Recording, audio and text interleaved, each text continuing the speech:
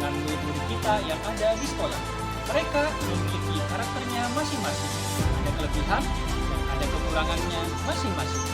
Untuk itu, seorang guru harus bisa menelaah dan meneliti bagaimana kebutuhan murid-murid di sekolah. Nah, bagaimana cara mengajar yang benar dan baik sesuai dengan kebutuhan murid-murid kita? Tetap saksikan video ini. Terima kasih.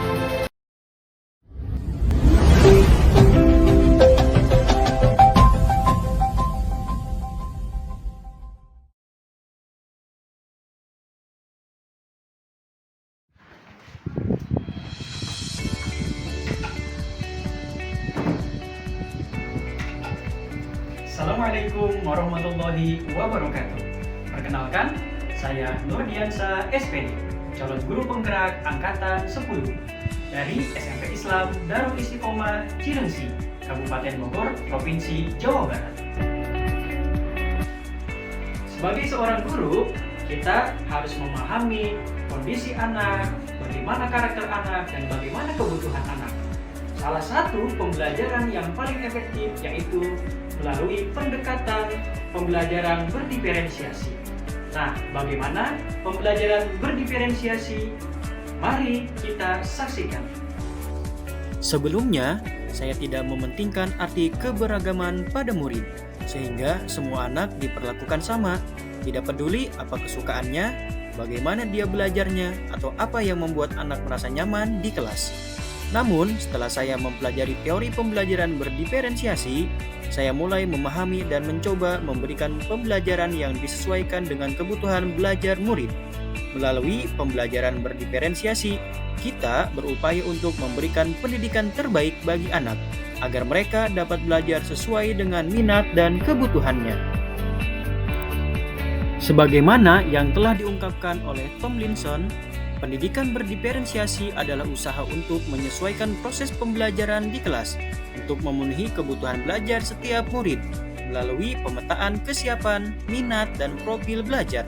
Untuk implementasinya, pembelajaran berdiferensiasi memiliki strategi yaitu diferensiasi konten, proses, dan produk.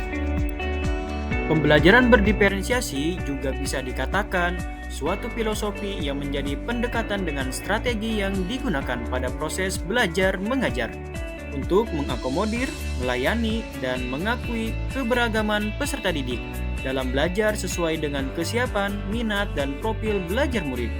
Guru secara terus-menerus mengumpulkan informasi tentang bagaimana siswa belajar sehingga dapat menyusun rencana pembelajaran yang sesuai dengan kebutuhan siswa.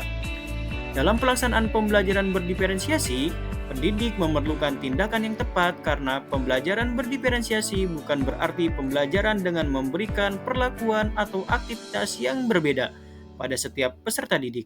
Pembelajaran berdiferensiasi merupakan salah satu usaha bagaimana pendidik memberdayakan peserta didik untuk menggali semua potensi yang dimilikinya.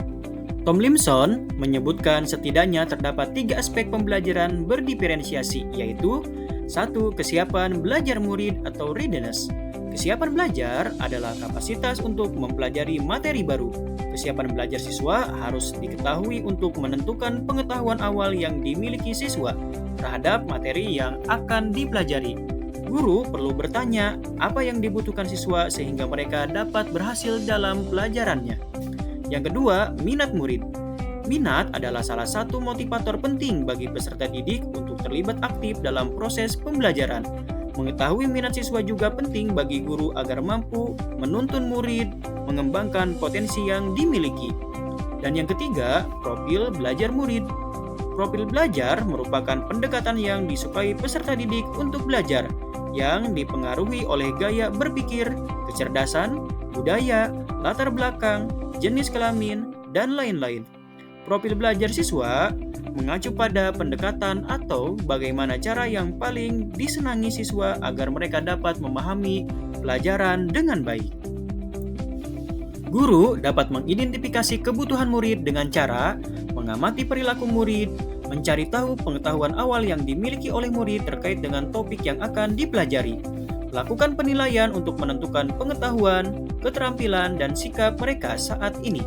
dan kemudian mencatat kebutuhan yang diungkapkan oleh informasi yang diperoleh dari proses penilaian tersebut. Mendiskusikan kebutuhan murid dengan orang tua atau wali murid. Mengamati murid ketika mereka sedang menyelesaikan suatu tugas atau aktivitas. Bertanya atau mendiskusikan permasalahan dengan murid. Membaca raport murid dari kelas mereka sebelumnya untuk melihat kondisi guru-guru sebelumnya atau melihat pencapaian murid sebelumnya. Dan masih banyak lagi cara mengidentifikasi kebutuhan murid. Nah, bagaimana sih pembelajaran berdiferensiasi dapat diterapkan guru di kelas? Ada 5 cara. Yang pertama, memahami tujuan pembelajaran dengan jelas. Menciptakan lingkungan belajar yang mengundang murid untuk belajar. Mengetahui dan merespon kebutuhan belajar murid dengan tepat. Lakukan manajemen kelas yang efektif dan melakukan penilaian secara berkelanjutan. Setelah itu, lakukan strategi pembelajaran berdiferensiasi yang harus diterapkan oleh guru. Yang pertama, diferensiasi konten. Isi atau konten mencakup tentang kurikulum dan materi pembelajaran yang dipelajari peserta didik. Isi kurikulum akan disesuaikan dengan kebutuhan dan kemampuan peserta didik. Yang kedua, diferensiasi proses. Diferensiasi proses menekankan pada pendidik terkait dengan pemahaman proses belajar peserta didik secara berkelompok atau mandiri. Dan strategi yang terakhir yaitu diferensiasi produk. Produk merupakan hasil akhir dalam pembelajaran dengan menunjukkan kemampuan peserta didik melalui pengetahuan, keterampilan, dan pemahaman dalam menyelesaikan pembelajaran. Inilah praktik baik atau aksi nyata pembelajaran berdiferensiasi yang saya lakukan bersama murid-murid saya kelas 8A pada mata pelajaran Matematika. Selamat menyaksikan. Sebelum melakukan kegiatan pembelajaran, saya melihat kembali hasil dari asesmen diagnostik untuk mengetahui gaya belajar murid menggunakan lembar observasi berupa link secara online yang saya bagikan di awal pembelajaran. Hasil tes diagnostik menyimpulkan terdapat 11 anak dominan dengan gaya belajar visual, 9 anak dominan dengan gaya belajar auditori, dan 10 anak dominan terhadap gaya belajar kinestetik. Kegiatan pembelajaran yang saya lakukan di kelas 8A dengan mata pelajaran Matematika pada subpokok bahasan Bangun Ruang di awal pembelajaran. Yang terpenting pada pembelajaran yaitu mengidentifikasi tujuan pembelajaran yang saya rangkum ke dalam rencana pelaksanaan pembelajaran atau RPP. Pembelajaran berdiferensiasi kali ini pada mata pelajaran Matematika submateri Bangun Ruang. Saya akan menggunakan berbagai strategi dan metode. Metode yang sesuai dengan tujuan pembelajaran dan kondisi belajar siswa yaitu Project Based Learning. Siswa dapat mengaplikasikan konsep penerapan bangun ruang berupa sebuah proyek dengan kreativitas kelompoknya masing-masing. Saya juga menyiapkan bahan ajar sesuai dengan kebutuhan belajar murid berupa poster, video bangun ruang, dan alat peraga bangun ruang. Selanjutnya, saya awali dengan memberi salam dan menyapa murid, menanyakan kabar, berdoa sebelum pembelajaran, mengecek kehadiran murid, memberikan pertanyaan pemantik, dan juga penyampaian tujuan dan penilaian serta diakhiri dengan melakukan kesepakatan kelas. Baik, anak-anakku semuanya di sini sehat? Alhamdulillah. Bapak senang dengarnya kalian sehat. Oke, sebelumnya biar semuanya kita semangat dulu ya. Ya. Semangat.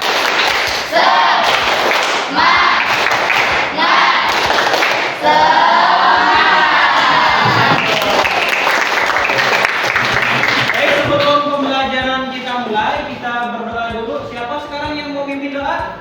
Silahkan lanjut dipimpin doa. Sebelum kita mulai pembelajaran hari ini, marilah kita berdoa. Berdoa dimulai.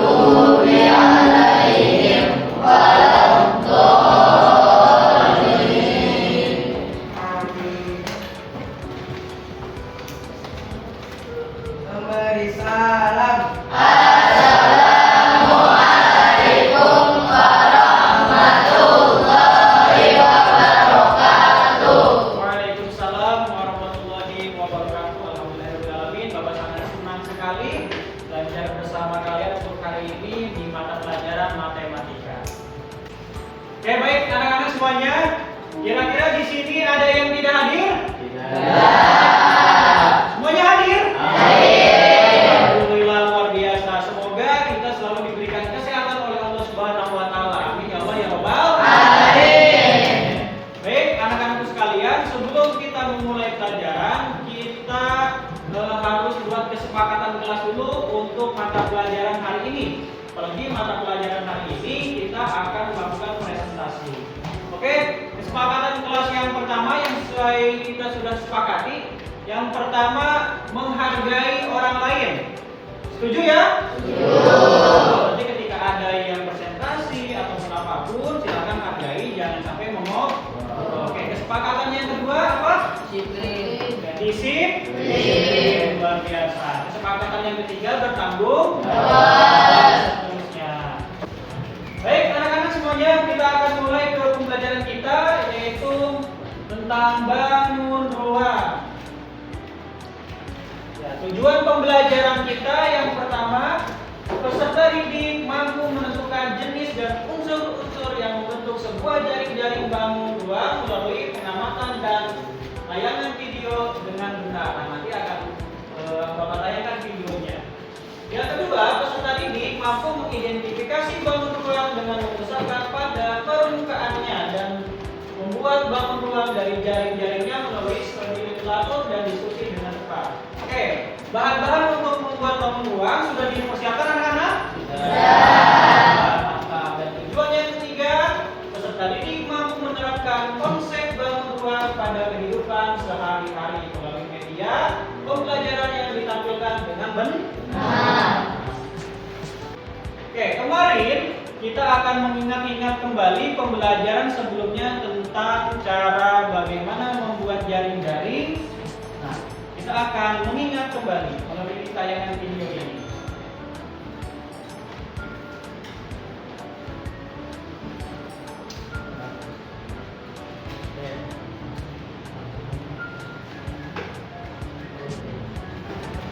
Baik anak-anak, materi pembelajaran yang kemarin tentang jaring-jaring bangun ruang masih ingat ya? Masih. Nah, di sini kita juga ada contoh dari cara bagaimana membuat jaring-jaring bangun ruang.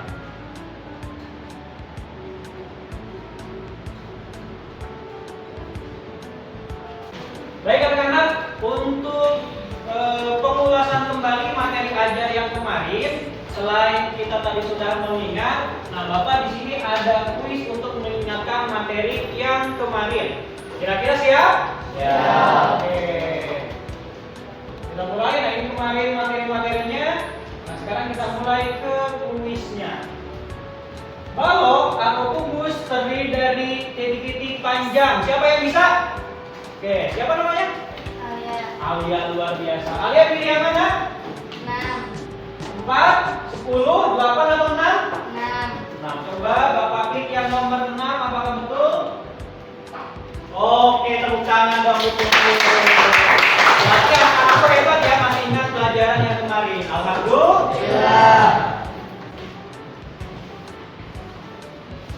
Nah, anak-anak semua, sekarang Bapak ingin bertanya nih sama kalian. Kira-kira kalian pernah melihat atau membuat topi untuk ulang tahun? Pernah melihat Mesir? Di situ ada piramida? Nah, kira-kira kalian bisa membedain nggak antara topi ulang tahun sama piramida? Bedanya apa? Kalau topi berbentuk luncur, kalau piramida berbentuk Mas, betul sekali. Tepuk tangan dong. Yang selanjutnya Bapak ingin bertanya nih sama kalian. Kira-kira bentuk apa yang kamu sukai dari bangunan yang sesuai dengan bangun ruang? Nah, ini bangunannya berbentuk apa? Oh, tapi kalau panjang disebutnya? Biasanya kalau gentengnya itu berbentuk segitiga. Itu kalau datanya, kalau bangun ruangnya berbentuk apa? Nah, kemudian pertanyaan terakhir nih, bagaimana kita membuat bangun ruang tersebut? Nah, kita akan membuat proyek bangun ruang. Sudah siap anak-anak? Ya.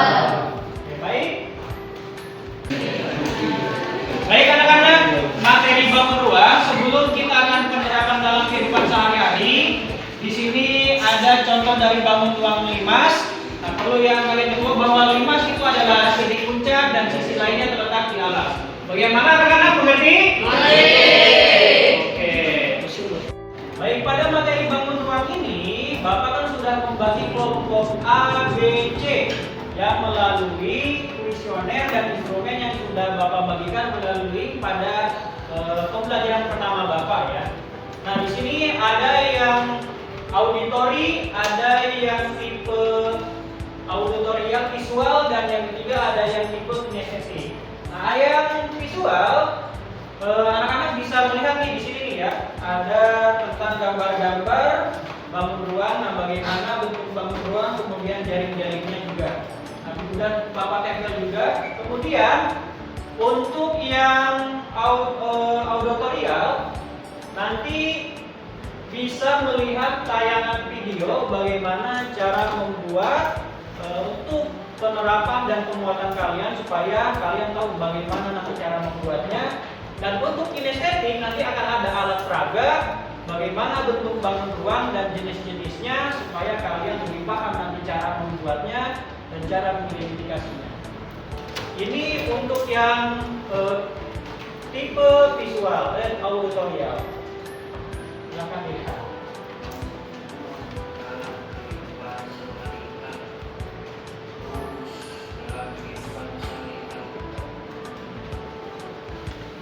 Nah, contohnya apa ini? Kalau kukus?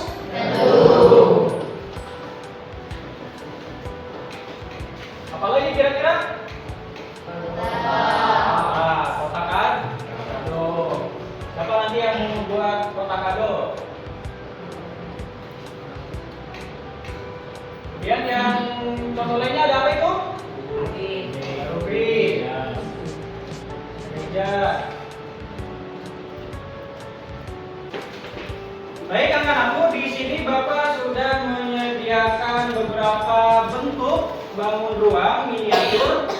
Kemarin kita sudah bentuk kelompok ya sesuai dengan apa yang sudah kalian pilih ya, dari mulai auditori, kinestetik, visual. Nah, kemarin sudah dibedakan tuh. Sekarang kita akan membuat kelompok secara heterogen. Jadi kita akan campur nih kebutuhan belajarnya, ada yang kinestetik, ada yang auditori, ada yang visual, nanti kita akan campur berpadu menjadi satu kelompok. Siap seperti itu? Ya. Oke, kemarin ketuanya sudah Bapak bentuk. Nah, masing-masing di depan ketuanya ya. Ya, alhamdulillah. Nah, sekarang silakan dari siapa? Ya, maju. Bentuk apa yang akan dipilih? Iya, ternyata kubus, bukan dong. Baik, selanjutnya Sofi silakan. Di kelompok Sofi apa yang mau diambil? Apa itu? Iya, segitiga atau limas. Baik, yang selanjutnya. Bentuk apa yang diambil?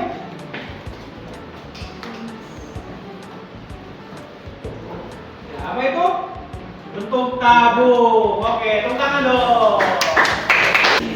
Oke, baik anak-anak, silakan dibuat bangun ruangnya berbentuk apa yang kalian inginkan, bebas.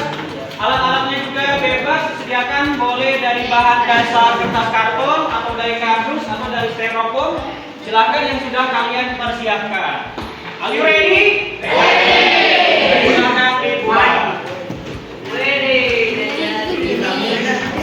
Oke, kenapa? Oke, alat-alat sudah ada. Kira-kira aku mau buat jadi kertas. Ini ini buat apa? Mau bikin pisau ya? Ini buat apa? Kertas ya? Rumah kaya. Luar biasa bagus.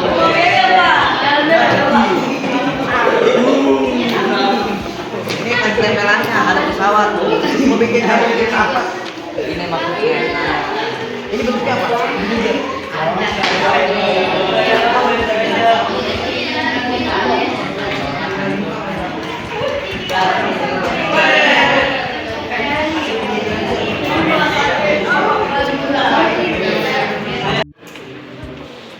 Baik anak-anak semuanya,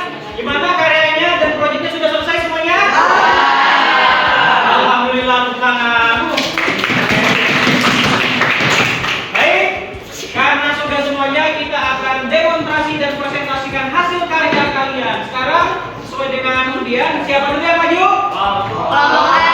Oke, kelompok A Putri, tepuk tangan dong. Luar biasa, karyanya bagus sekali nih. Silakan dipresentasikan. Assalamualaikum warahmatullahi wabarakatuh. Waalaikumsalam warahmatullahi wabarakatuh. Ini kita membuat bentuk kubus dan limas. Secara umum, limas tegak adalah benda yang alas dan tutupnya mempunyai bentuk yang sama dan masing-masing terletak pada dua bidang sejajar dan bidang sisi. Oke, baik, tadi kelompok A sudah presentasi, tepuk tangan dong. Sekarang untuk yang kelompok B Putra, silakan maju. Luar biasa karyanya. Islami banget.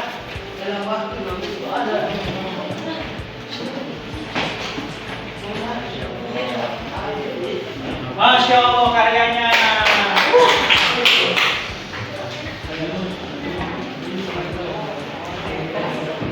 Assalamualaikum warahmatullahi wabarakatuh. Perkenalkan, kami dari kelompok B ingin mempresentasikan basket terbuat dari kardon. Dan balok itu mempunyai kubus itu mempunyai rusuk itu merupakan potongan garis yang membatasi sisi blok. Baik anak-anak, alhamdulillahirobbilalamin, pembelajaran kita sudah selesai. Tadi luar biasa karyanya dari kelompok A, dari kelompok B, kelompok C sampai dengan kelompok F. Karyanya luar biasa, Bapak sangat mengapresiasi.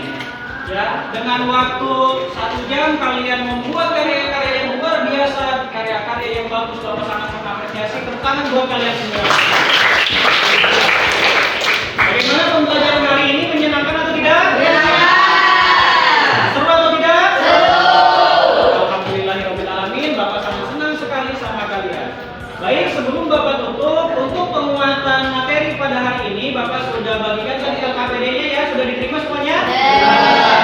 Dan Bapak juga sudah menyiapkan kuis lagi untuk penutup kegiatan pembelajaran hari ini. Nah, sekarang kuisnya adalah dari gambar berikut, tentukan luas alasnya. Ya. Berapa tahu jawabannya? 40 cm. Coba betul atau tidak 40 cm? Kita lihat.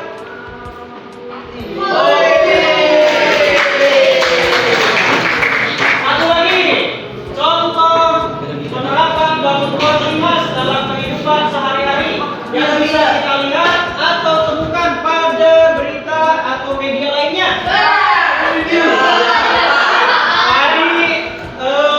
Putra sudah? Keren nggak jawabnya? Jawabannya apa? Piramida betul apa enggak? Coba kita lihat apakah piramida jawabannya? Betul. Oke, tepuk tangan buat kita semua.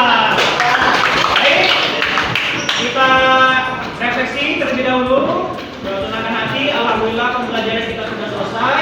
Mari kita tutup dengan doa. Silakan yang tadi memimpin doa.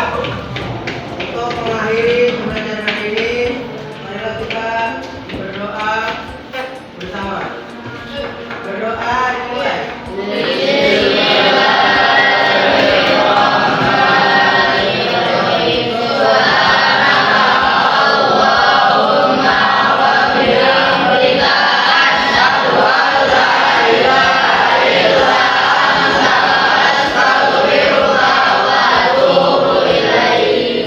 Baik, terima kasih. Semoga kita kembali dengan hal-hal yang menyenangkan, menarik, dan merdeka untuk kita semua. Amin. Baik, Bapak Ibu sekalian, billahi taufiq wal hidayah. Wassalamualaikum warahmatullahi wabarakatuh.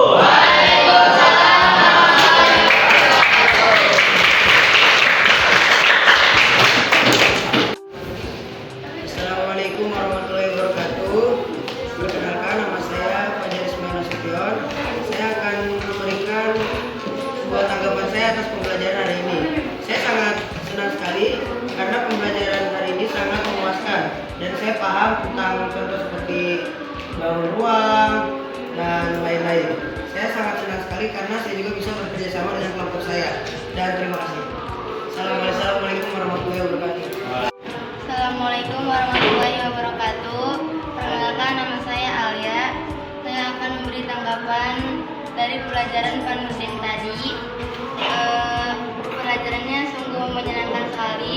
Saya dan kelompok saya bisa membuat kubus seperti rumah, masjid, dan yang lain-lain.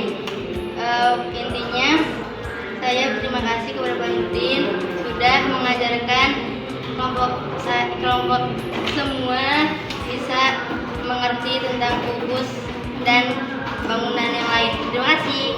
Assalamualaikum warahmatullahi wabarakatuh.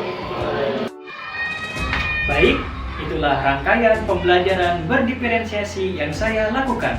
Semoga bisa membantu dan bermanfaat bagi kita semua. Mohon maaf jika ada kesalahan. Terima kasih telah menyaksikan video ini. Saya Nurdiansyah, salam guru penggerak, tergerak, bergerak, menggerakkan. Assalamualaikum warahmatullahi wabarakatuh.